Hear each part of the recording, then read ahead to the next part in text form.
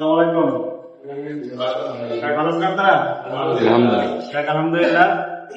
আমরা ইঞ্জিনের বিভিন্ন কি সিস্টেমের নাম শিখছি, তাই না?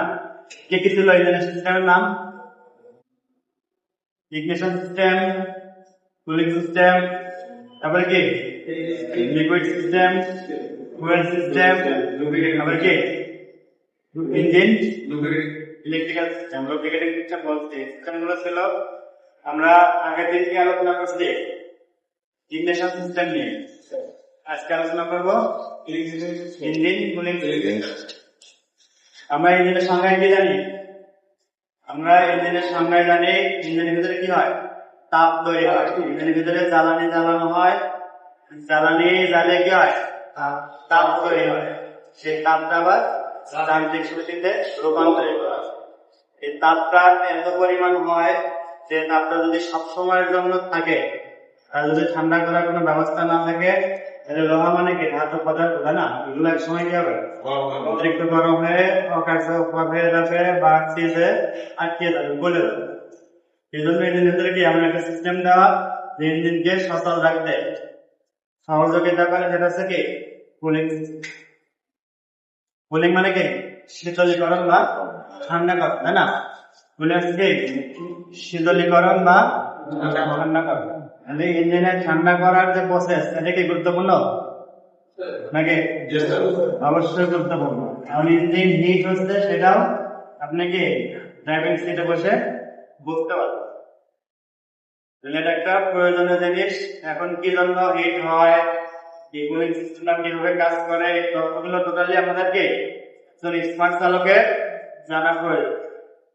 কারণ ইঞ্জিন চলমান অবস্থায় যদি হিট হয়ে ওভার হিট হয়ে কি আগুন ধরে যাওয়ার সম্ভাবনাও থাকে। আগুন ধরে গেলে কি ইঞ্জিন পড়বে, গাড়ি পড়বে, আপনিও যে বেঁচে থাকবেন কি সেটারও নিরাপত্তা নেই। তাহলে কি নিরাপত্তার স্বার্থে কুলিং সিস্টেমটা কি খুবই গুরুত্বপূর্ণ। যেমন এখানে যে লেয়ারটা আছে বা ইঞ্জিন কুলিং সিস্টেম মূলত দুই প্রকার, ঠিক আছে? কি এয়ার কুলিং সিস্টেম, একটা লিকুইড কুলিং সিস্টেম। এই এয়ার কুলিং সিস্টেম কোনটা? যেটা সরাসরি ইঞ্জিনে বাতাস প্রবাহিত হয়ে বা বাতাসের সংস্পর্শে এসে যে ইঞ্জিনকে ঠান্ডা করে সেটা কি air cooling system. Air cooling system বিশেষ করে মোটরসাইকেল বা এই ধরনের ছোট ছোট যে যানবাহনগুলো আছে, ব্রাম্পো টাম্পো, এই সমস্ত কি যানবাহনে air cooling system. Air cooling সিস্টেমে বেশি কিছু নেই, কিছু কি অ্যালুমিনিয়াম পার্ট আছে যেটা ইঞ্জিনের একেবারে কি বডির গাড়ির সামনের দিকে অবস্থান থাকে। ওই ইঞ্জিনের সামনে অবস্থান থেকে তাহলে সরাসরি কি হয় বাতাস লাগতে পারে, সেই অ্যালুমিনিয়াম পার্ট বা প্লেট গুলো কি হয় সরাসরি বাতাসে চলমান অবস্থায় ঠান্ডা হয়। সেই ঠান্ডাটা আবার ইঞ্জিনকে কি করে ঠান্ডা করে। এরপর আছে লিকুইড কুলিং সিস্টেম। লিকুইড মানে কি তরল। আমাদের ইঞ্জিনের লিকুইড কুলিং সিস্টেমে কুলিং মিডিয়াম হিসেবে কি হয় ইউজ করা হয় কুলার। আমরা ওয়াটার কুলিং সিস্টেম করি, ঠিক আছে? কুলার মানে কি শীতলীকরণ একটা পদার্থ যে ঠান্ডা করে কুলার। এটার পাশাপাশি আমাদের ইঞ্জিনের যে লুব্রিকেটিং সিস্টেম থেকে অয়েল, ইঞ্জিন অয়েল দিয়ে করা হয়, লুব্রিকেন্ট করা হয়, স্টিল করা হয়। এই লুব্রিকেটিং সিস্টেমেরও আংশিক কাজ করে কি ইঞ্জিনকে ঠান্ডা করা। লুব্রিকেটিং সিস্টেম কি করে ইঞ্জিনকে আংশিক ঠান্ডা করে। সেটা আমরা লুব্রিকেটিং সিস্টেমটাও কি কুলিং সিস্টেমে নিয়ে আসতে পারি কিছু অংশ, ঠিক আছে? আবার এখন কিছু কিছু গাড়ি বেরিয়েছে যেগুলো কি কুলেন্টের পরিবর্তে অয়েল ইউজ হয়, ইঞ্জিন অয়েল ইউজ হয়। যেমন কিছু কিছু মোটরসাইকেলে দেখছেন সামনে দুটো একটা রেডিয়েটরের মতো দেওয়া, দেখছেন না? সেটাতে কি করে ইঞ্জিন অয়েল তো দেয়, ইঞ্জিনে দেয় না, ইঞ্জিনের সাথে অয়েল সার্কুলেশন হওয়ার জন্য একটা আলাদা জায়গা। ইঞ্জিন অয়েলটা সেই রেডিয়েটরের মধ্যে একটা কি থাকে, রেডিয়েটরের মধ্যে যে চিত্র লাগাইছে না, সেই রেডিয়েটরের মধ্যে সামনে একটা কে থাকে, রেডিয়েটর কথাই থাকে বা রেডিয়েটর যদি বলি সেটাও হবে। সেখান থেকে ইঞ্জিন থেকে কি আসে রেডিয়েটরে অয়েল আসে। ওই অয়েল দিয়ে আবার বাতাসে কি করে সরাসরি বাতাস লাগে, সেটা ঠান্ডা হয়। সেই ঠান্ডাটা আবার ইঞ্জিনে যায়। কিছু কিছু দামি মোটরসাইকেলে কিন্তু দেখছে আছে না, সামনে একটা কি রেডিয়েটরের মতো আছে। তো এটা গেল আমাদের মেন কাজ হচ্ছে কুলিং সিস্টেমের এই যে ডিভাইস গুলো আমি লিখছি এইভাবে কাজ করে। আমি এখান থেকে যদি প্রথম ধরি, টোটাল হয় কি একটা রেডিয়েটর। টোটালের নাম কি? রেডিয়েটর। রেডিয়েটরের এটা হচ্ছে ক্যাপ, প্রেসার ক্যাপ। রেডিয়েটর কি? Pressure cap. Radiator pressure cap, ঠিক আছে? রেডিয়েটরের প্রেসার ক্যাপকে কি করে, এখান থেকে আমরা রেডিয়েটরে কুলেন্ট দিই, তাই না? এখানে একটা আছে কুলেন্ট রিকভারি ট্যাঙ্ক। এখানে আমরা ঢাললে রেডিয়েটরের প্রয়োজন অনুযায়ী আমরা কি প্রেসার ট্যাঙ্কের দুটো ভালভ থাকে। তাহলে কি বলছিলাম এর নাম? Coolant recovery tank. আমরা মূলত সকালে যখন কি করবো, কুলেন্টটা চেক করবো, প্রথমে এটা চেক করবো এটার ভিতরে কি আছে, কুলেন্ট আছে কিনা। এখান থেকে প্রয়োজন অনুযায়ী একটা হোজ দেখে এটা হোজ দিয়ে বা পাইপ দিয়ে এখানে কি প্রেসার ক্যাপ, রেডিয়েটরের প্রেসার ক্যাপ দিয়ে ভিতরে কুলেন্ট থেকে থাকবে, কুলেন্টটা জমা থাকে, কি থাকবে? কুলেন্ট জমা থাকে, ঠিক আছে? এখন এটা আমাদের কি ইঞ্জিন। ইঞ্জিনের আমরা কয়টা কাজ করলাম? তিনটা, তাই না? একটা পার্ট, এটা একটা পার্ট, আর এটা একটা। এটা হচ্ছে ইঞ্জিন বোলার, আর এটা হচ্ছে ইঞ্জিন হেড। এর ভিতরে যে ঘূর্ণায়মান যে যন্ত্রাংশগুলো আছে, ইঞ্জিনের ভিতরে কি ঘূর্ণায়মান যে যন্ত্রাংশগুলো আছে সেগুলো কি করে, এগুলোকে ঠান্ডা করে, বুঝে গেছে? তো এর ভিতরে কি থাকা মানে কুলেন্ট থাকবে। এই কুলেন্টটা নিচে এটার নাম হচ্ছে লোয়ার ট্যাঙ্ক। এটা কি লোয়ার ট্যাঙ্ক, এটা হচ্ছে আপার ট্যাঙ্ক। এটার নাম কি আপার ট্যাঙ্ক। আপার ট্যাঙ্ক, এটা হচ্ছে আপার হোল, এটা হচ্ছে লোয়ার হোল। তাহলে কুলেন্টের বা পানির কি নিচের দিকে প্রবাহিত হওয়া, তাই না? কি করা, নিচের দিকে প্রবাহিত হওয়া। আর কুলেন্টের বা পানির আরো দুটা কাজ আছে, সেটা হচ্ছে গরম পানিটা থাকে উপরের দিকে, আর নিচের দিকে কি থাকে ঠান্ডা পানি। নিচের দিকে কি থাকবে ঠান্ডা পানি, আর গরম পানি থাকবে উপরের দিকে, ঠিক আছে? আর পানি যদি আমরা ইউজ করি কুলিং সিস্টেমে, তাহলে সমস্যাগুলো কি হয়, আমরা যদি নর্মাল পানি ইউজ করি সেক্ষেত্রে অতিরিক্ত বাষ্প হয়ে পানি কি হয়, ড্রাই হয়ে যাওয়ার সম্ভাবনা থাকবে। এইটা কি হয়, শুকিয়ে যাওয়ার সম্ভাবনা থাকবে। তারপরে কি আয়রন জমবে না, রেডিয়েটরের ভিতরে বা ইঞ্জিনের ভিতরে ময়লা জমবে। আপনি যদি এই পানি ব্যবহার করেন সেক্ষেত্রে আপনার কি হবে, সাশ্রয় হবে, কিন্তু ক্ষতি হবে ইঞ্জিনের, বুঝা গেছে? তাহলে কি করে আমরা ইউজ করবো কুলেন্ট। আর কুলেন্টটা এমন জিনিস, আপনার যতই কি দেন তাপ দেন সেটা ড্রাই হবে না, শুকিয়ে যাবে। আবার যত ঠান্ডায় করো সেটা কি হবে না, আইস হবে, বরফ হয়ে যাবে। কিন্তু পানি কি হয়, বেশি ঠান্ডা করলে বরফ হয়ে যায়, আবার বেশি হিট দিলে বাষ্প হয়ে যায় বা ড্রাই হয়ে যায়, শুকিয়ে যায়। কিন্তু কুলেন্ট হচ্ছে কি হবে না, জমবেও না, আবার শেষ হয়ে যাবে। এজন্য আমরা সবসময় কি ইউজ করবো, কুলেন্ট।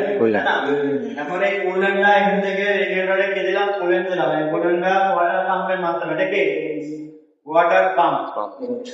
এটা লোয়ার হোজ দিয়ে ওয়াটার পাম্পের কাজ কি, আমাদের বাসায় ওয়াটার পাম্প আছে না, কি করে নিচ থেকে পানি উঠায়, নিচ থেকে পানি উঠায় আবার কোথায় যায়, ট্যাঙ্কিতে যায়, তাই না? ট্যাঙ্কি থেকে আপনারা ব্যবহার করেন। অনেকে আবার কি করে সরাসরি ব্যবহার করে। এরকম ওয়াটার পাম্প এখানে নিয়ে নেয় কুলেন্ট নিয়ে, ইঞ্জিনের চারিপাশে ওয়াটার প্রবাহিত হওয়ার জন্য, সার্কুলেশন হওয়ার জন্য কি আছে, ওয়াটার জ্যাকেট। এগুলোর নাম কি, ওয়াটার জ্যাকেট।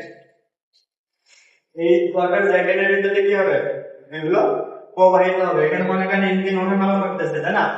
আবার এখানে কি হচ্ছে, হাল ওঠানামা করতেছে, ঘুরতেছে, রবার গুলো কি করতেছে, ঘুরতেছে। এই জায়গাগুলোকে ঠান্ডা করার প্রয়োজন। এখান থেকে কি করতেছে, এই কুলিং এর কুলেন্ট দিয়ে এই জায়গাগুলোকে করতেছে ঠান্ডা করতেছে। ঠান্ডা করতে করতে একটা সময় কি হবে, এগুলো গরম হয়ে যাবে। কোনো গরম কোনো কিছুর পানি দিয়ে যদি কেউ চলাচল করে, দেখ তার শরীর গরম হয়ে যাবে না, নাকি হবে না? অবশ্যই হবে। সেরকম দেখি গরম ইঞ্জিনের পানি দিয়ে যখন সার্কুলেশন হয় বা প্রবাহিত হয়, তখন কি চুলাটা এক সময় গরম হয়ে যায়। গরম হয়ে গেলে এটার নাম হচ্ছে কি থার্মোস্ট্যাট ভালভ। 180 ডিগ্রি যখন ফারেনহাইট হয় তখন কি করে, এই থার্মোস্ট্যাট ভালভের মুখ খুলে দেয়। মানে কুলারটা যখন 180 ডিগ্রিতে কি হয়, হিট হয়ে যায়, তখন থার্মোস্ট্যাট ভালভের মুখ খুলে দেয়। যখন থার্মোস্ট্যাট ভালভের মুখ খুলে, তখন এখান থেকে কি কুলারটা রেডিয়েটরের ভিতরে কি করে ফেরত আসে। কোন কুলার ফেরত আসে? রেডিয়েটর। হিটিং কুলকে কুলারটা রেডিয়েটরে ফেরত আসে। ফেরত এসে আবার যখন এখানে থার্মোস্ট্যাট ভালভটা মুখ খুলে যাবে, কুলার কাজ শুরু করবে, তখন অটোমেটিক কুলিং ফ্যান ঘুরতে শুরু করবে। কি করবে? অটোমেটিক কুলিং ফ্যান ঘুরতে শুরু করবে। যখন কুলিং ফ্যান ঘুরবে, আবার সামনে ডাইরেক্ট বাতাস, তখন আবার এই কুলারটা কি হবে, ঠান্ডা হবে। ঠান্ডাটা আবার নিচের দিকে যাবে। এই টোটাল সিস্টেমটা হচ্ছে কুলিং সিস্টেম। টোটাল সিস্টেমটা কি কুলিং সিস্টেম। এখন এই কুলিংটা কতটুকু হিট হচ্ছে, আপনার ইঞ্জিন কতটুকু হিট হচ্ছে, সেটার জন্য একটা কি থাকবে, টেম্পারেচার গেজ। এটা কি থাকবে,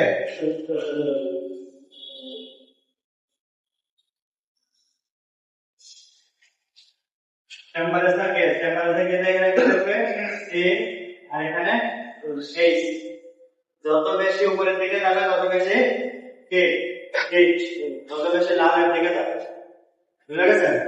এটাকে আপনি ইঞ্জিন কতটুকু হিট হয়েছে সেটা বোঝানোর জন্য। এখন ইঞ্জিন হিট কি কি কারণে হয় সেটা আপনাকে জানতে হবে।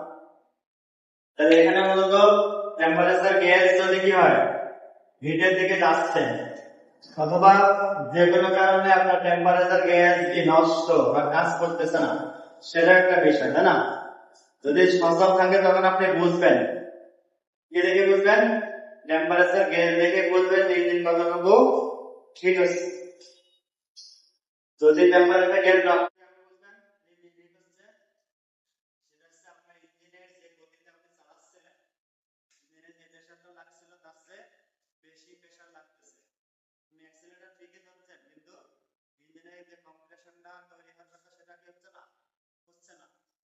ইঞ্জিনের একটা আওয়াজ, যে নরমাল স্বাভাবিক যে আওয়াজ ছিল সেই আওয়াজ ছাড়া একটু আওয়াজ পরিবর্তন হয়ে গেছে। বুঝা গেছে? মাইক্রোফোন আওয়াজ হচ্ছে, তখন বুঝতে হবে আপনার ইঞ্জিন কি হয়েছে, হিট হয়েছে। বুঝা গেছে? এখন এই ইঞ্জিন হিট হওয়ার যে কারণগুলো সেগুলো বুঝবেন কি করে, যদি আপনার ওয়াটার পাম্পে কাজ না করে। ওয়াটার পাম্পে কি যদি ওয়াটার পাম্পে যদি পাম্প ফসল না থাকে, কি কুলেন্টটা নিতে পারবে? যদি কুলেন্ট নিতে না পারে তাহলে কি হবে, সার্কুলেশন হবে। ইঞ্জিনের ভিতরে সার্কুলেশন হবে না, তখন হিট হবে। এখন এই ওয়াটার পাম্প কাজ কেন করে না? অনেক সময় ওয়াটার পাম্পের কি হয়, ইঞ্জিনের সাথে যে বেল থাকে, সেই বেল কেটে পড়ে গেছে, ঠিক আছে, বেল কেটে পড়ে গেছে, অথবা বেল লুজ হয়ে গেছে, ইঞ্জিন চলতেছে, বেলের সাথে কি ওয়াটার পাম্পকে ঘুরিয়ে শেষ করতে পারতেছে না, লুজ হয়ে গেছে। অথবা যে কোনো একটা হোল লিক হয়ে গেছে, আপনার কুলেন্টটা নিতে পারতেছে না, অথবা এখান থেকে ভিতরে ঢুকাইতে পারতেছে না, ঠিক আছে, অথবা কি রেডিয়েটর থেকে ছিদ্র হয়ে কি হয়েছে, কুলেন্টটা ড্রাই হয়ে গেছে। যে কোনো সমস্যার কারণে কি হতে পারে, কুলিং সিস্টেম ফল্ট হতে পারে। এগুলো কে বুঝবে? মালিক না আপনি? ড্রাইভার। মালিক বুঝতে পারবে না, চালক যে চালক তাকে বুঝতে হবে, ঠিক আছে? তাহলে মালিককে বুঝলে হবে না। তাহলে আমাদের এই কুলিং সিস্টেমের যে অংশগুলো থাকে সেগুলো কি কি থাকবে? প্রথমত কুলিং সিস্টেম দুই প্রকার, এয়ার কুলিং আর লিকুইড কুলিং সিস্টেমটা আবার কি দুইভাবে কাজ করে। এটা হচ্ছে অয়েল কুলিং, এটা হচ্ছে কি ওয়াটার বা কুলেন্ট সিস্টেমের কুলিং। স্যার বলেন। স্যার ইঞ্জিন কুলিং সিস্টেম তো স্যার ওয়াটার কুলিং সিস্টেম তো, ওয়াটার কুলিং সিস্টেম, হ্যাঁ, এটা যেগুলো আপনার ডাক্তার সব পানি সরকারি ওয়াটার কুলিং, সেটাই তো বলতেছে। তুমি তো ওইটার কথা বলতেছি যে এটা রেডিয়েটর ইউজ করা হয় যে সমস্ত কুলিং সেটাই কি ওয়াটার কুলিং বা লিকুইড কুলিং। বুঝা গেছে? তাহলে কি কি থাকবে এর ভিতরে? আমরা একটা রেডিয়েটর থাকবে, রেডিয়েটর কি প্রেসার ক্যাপ থাকবে, রেডিয়েটর প্রেসার ক্যাপ আবার দুই ধরনের ভালভ থাকে। কয় ধরনের ভালভ? দুই ধরনের থাকে। একটা ভালভ দিয়ে কিভাবে আসবে, আর একটা ভালভ খুলে দিলে বেরিয়ে যাবে। একটা ভালভ খুলে দিলে এখান থেকে কি হবে, কুলেন্টটা আসবে, একটা ভালভ খুলে দিলে কুলেন্টটা বেরিয়ে যাবে।